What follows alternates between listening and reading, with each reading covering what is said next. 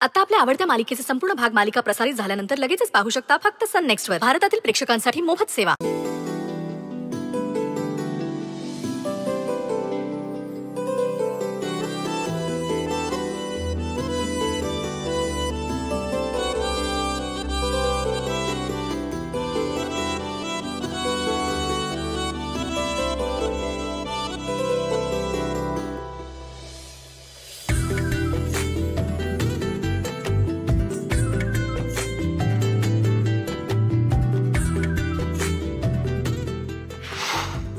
तुम्ही काम करा, 1 मिनिट इथे बसा ना प्लीज.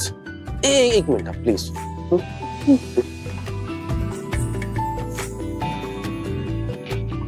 सर ऐका, माझं पाय सुजलाय तुमचा. जर चप्पल घालून राहिलात ना तर आणखी त्रास होईल. प्लीज काढू द्या. सर नको. ऐका प्लीज.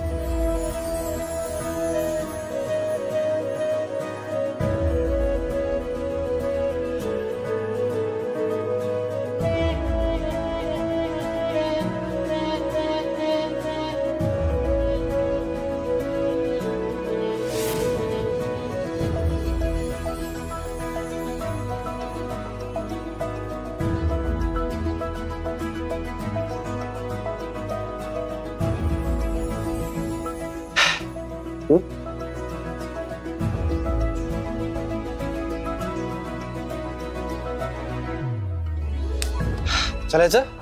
हो.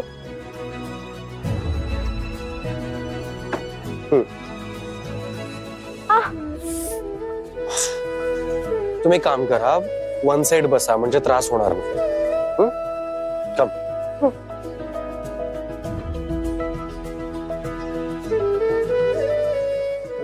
सावकाश सावकाश.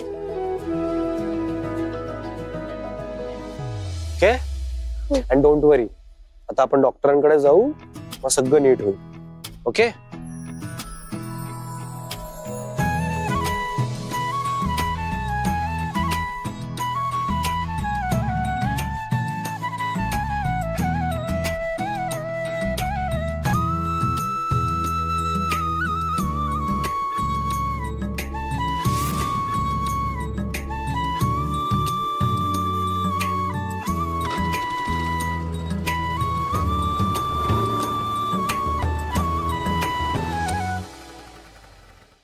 जानकी, अगं गुरुजी आले बघ. अगं बाई गुरुजी, मला कल्पनाच नव्हती तुम्ही येणार आहात त्याची. मीच बोलावून घेतलंय त्यांना. अच्छा. खरं तर बसा ना. खरं तर गुरुजींनी देवांसाठी जी मुलगी निवडली आहे तिच्याबद्दल बोलायलाच मी त्यांना आज बोलावलंय. गुरुजींनी मला त्या मुलीची पूर्ण माहिती दिली आहे. पत्रिका सोडली तर बाकी कोणत्याच गोष्टी जुळत नाहीयेत दादा. नाही म्हणजे नेमकं काय खटकतंय तुला? सगळं दादा, ती माणसं आपल्या बरोबरीची नाहीये. मिडल क्लास माणसं आहेत ती. ताई, तुम्ही म्हणताय ते बरोबर आहे. ती मुलगी जरी श्रीमंत नसली ना तरी एक जबाबदार आणि स्वतंत्र मुलगी आहे. शिकलेली आहे, स्वाभिमानी आहे. ते काही मला माहित नाही, पण देवांची होणारी बायको ही आमच्या तोला मोलाची असायला पाहिजे. पण ताई, देवांच्या पत्रिकेत काय लिहिलंय हे आपल्या सगळ्यांनाच माहितीये. त्याकडे आपण दुर्लक्ष नाही करू शकत, आणि केलं तर अनर्थ ओढवू शकतो. माफ करा भैरवी ताई, पण जानकी ताई बरोबर बोलतायत.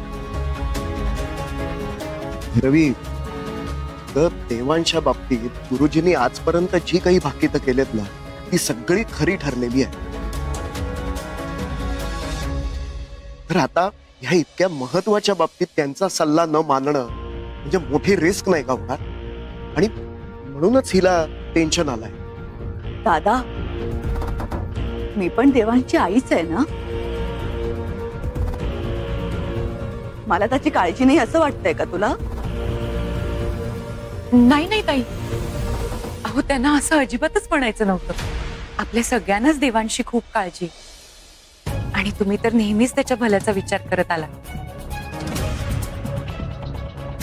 तुमचं म्हणणं मला पटत नाही असं अजिबात नाही, पण आत्ताच्या परिस्थितीत मुलगी श्रीमंत मोठ्या घरातली आहे का ह्यापेक्षा त्या मुलीमुळे आपल्या देवांचा जीव वाचू शकतो का हे सगळ्यात जास्त महत्वाचं आहे. ताई प्लीज समजून घ्या. तुम्हाला जशी मुलगी हवी आहे ना ती शोधणं काही मोठी गोष्ट नाहीये, पण देवांशी पत्रिका ज्या मुलीशी जुळेल अशी मुलगी मिळणं मात्र खूप कठीण आहे. आणि देवाच्या कृपेने ती मुलगी आपल्याला सापडली. देवांचा 30वा वाढदिवस जस जसा जवळ येतोय ना तशी माझी भीती वाढत चालली हो. ताई मी काय म्हणते, आपण ना एकदा त्या मुलीला फक्त बघूया. जर का ती मुलगी तुम्हाला आवडली ना तरच हा विषय पुढे वाढवू, नाहीतर आपण इथेच थांबू. तुमच्या इच्छेविरुद्ध काही होणार नाही ताई. ही जबाबदारी माझी. तुला तुला तोला मोलाचीच मुलगी हवे ना. अगं मग ही मुलगी देखील तशीच आहे. आता गुरुजीच सांगत होते की तिच्या नावावरती खूप मोठी प्रॉपर्टी आहे, फक्त ती कोर्टामध्ये सध्या त्याची केस चाललेली आहे आणि त्यांचं भाकीत असं आहे की ती केस ही मुलगीच जिंकणार. म्हणजे ती आपल्या तोला मोलाचीच झाली ना. हो ना. तुम्हाला माझं म्हणणं कळत का नाहीये?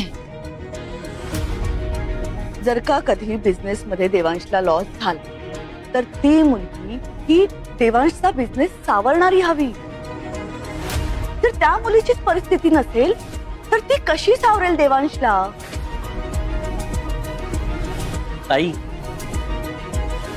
देवांचा बिझनेस सावरण्यापेक्षा त्याचा जीव वाचवणारी मुलगी जास्त महत्वाची आहे त्याच्यासाठी. माझं ऐका ना, तुम्ही फक्त एकदा त्या मुलीला बघा. का कोणाच ठाऊक, पण मला असं वाटतंय की नक्की तुम्हाला ती मुलगी पसंत पडेल.